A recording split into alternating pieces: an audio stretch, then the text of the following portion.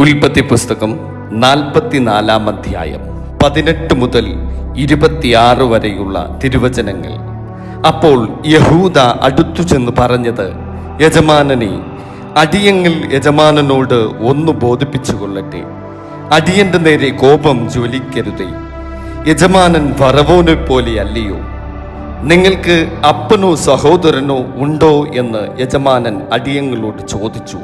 അതിന് ഞങ്ങൾ യജമാനനോട്, ഞങ്ങൾക്ക് വൃദ്ധനായൊരു അപ്പനും അവന് വാർദ്ധക്യത്തിൽ ജനിച്ച ഒരു മകനും ഉണ്ട്. അവൻ്റെ ജ്യേഷ്ഠൻ മരിച്ചുപോയി.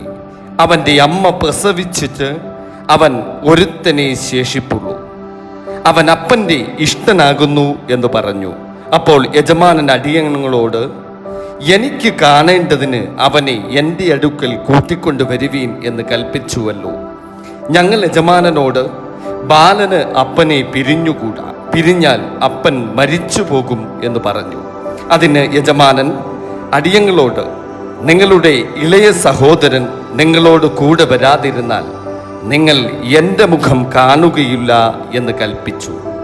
അവിടുത്തെ അടിയാനായ അപ്പൻ്റെ അടുക്കൽ ഞങ്ങൾ ചെന്ന് യജമാനന്റെ വാക്കുകളെ അറിയിച്ചു.